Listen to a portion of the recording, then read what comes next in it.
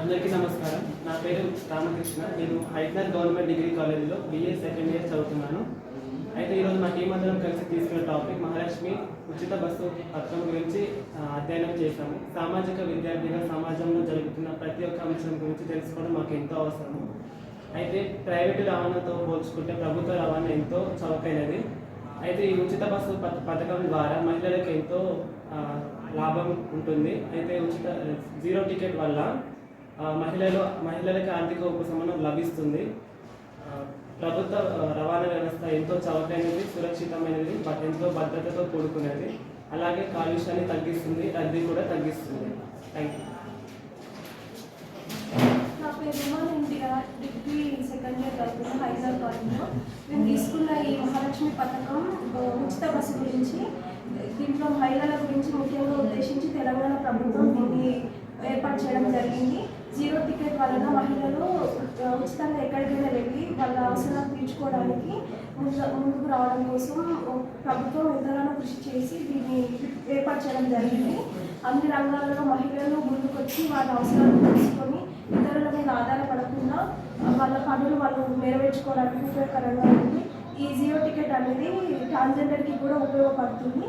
దీనివలన TGRTCకి కూడా లాభదాయకంగా ఉంటుంది. ఎందుకంటే ప్రభుత్వం ఈ మహాలక్ష్మి పథకానికి అవసరమైన ఖర్చులంతా ఆర్టీసీకి చెల్లించడం ద్వారా ఈ ఆర్టీసీ అనేది కొంచెం లాభదాయకంగా ఉంటుంది.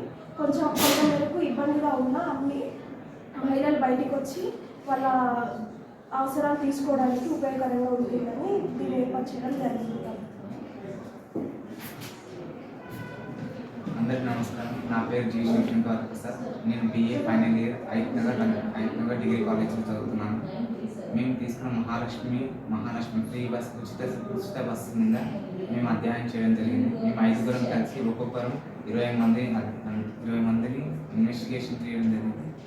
దానివల్ల వాళ్ళు చెప్పిన కొన్ని సమాధానాల మీద మేము కొన్ని నిర్ధారణ గురించి అధ్యయనం చేసి వాళ్ళని ర్యాండమ్గా కొన్ని క్వశ్చన్స్ చేసాం. వాళ్ళ పేరు, వాళ్ళ వయసు, ఇది ఎందుకు బాగుంది, ఎందుకు బాగాలేదు, ఈ క్వశ్చన్ అడిగినప్పుడు దాంట్లో ఒక 30 మంది బాగుందని చెప్పారు, 40 మంది బాగాలేదని చెప్పారు, మిగతా 30 మంది అయితే ఏమీ చెప్పలేదు.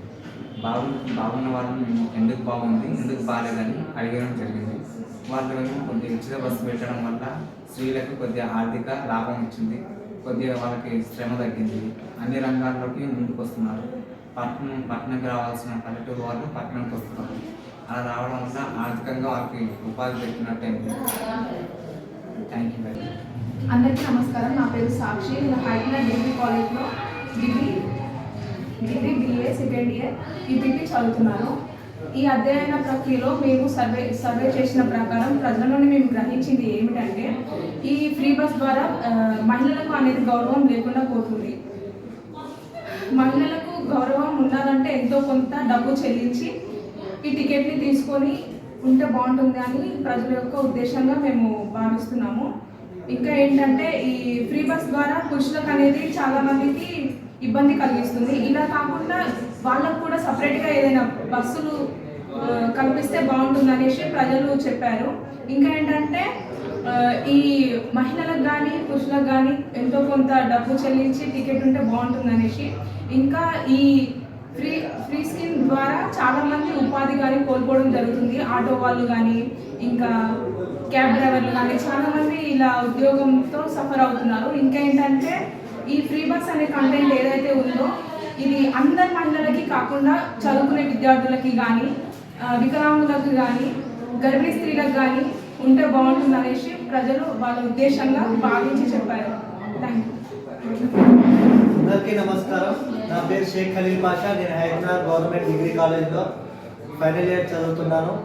ఒక సామాజిక శాస్త్ర విద్యార్థినిగా సమాజంలో జరిగే ప్రతి ఒక్క అంశాలను తెలుసుకోవడం మా యొక్క బాధ్యత, మా యొక్క అవసరం. అదే విధంగా దాన్ని బట్టి మేము ప్రభుత్వం ప్రవేశపెట్టిన మహాలక్ష్మి పథకాన్ని, దానిపైన మేము ఒక 5 కలిసి ఫ్రీ బస్ పథకాన్ని, ఉచిత బస్సు పథకాన్ని, దానిపై మేము 5 అధ్యయనం చేయడం జరిగింది. ఆ అధ్యయనంలో మేము ఒక 100 మందిని అడగడం జరిగింది. 100 మందిని అడిగినప్పుడు వాళ్ళు ఒక 20 మంది బాగున్నారు, 20 మంది బాగాలేదు, అలాగే కొంతమంది ఏం చెప్పకుండా ఉండిపోయారు. అయితే లాభాలు ఉన్నాయి, నష్టాలు ఉన్నాయి.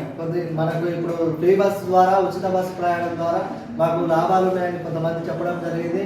మాకు అలాగే మహిళలకు కూడా ఉద్యోగాలు వెళ్ళడం, అనేక రంగాలలో పాల్గొనడం, చదువుకి, కాలేజీకి, అలా స్కూళ్ళకి వెళ్ళడం, వాళ్ళకి ఆర్థికంగా పడడం జరుగుతుందని వాళ్ళు కూడా కొంతమంది చెప్పడం జరిగింది. అదేవిధంగా వాళ్ళకి కొంత రుసుము చెల్లిస్తే వాళ్ళు మాకు కూడా కొంచెం ఎంతో అంత టికెట్ పెట్టడం ద్వారా మాకు కూడా ఒక గౌరవం అనేది లభిస్తుంది. ఇప్పుడు ఫ్రీగా మేము ప్రయాణం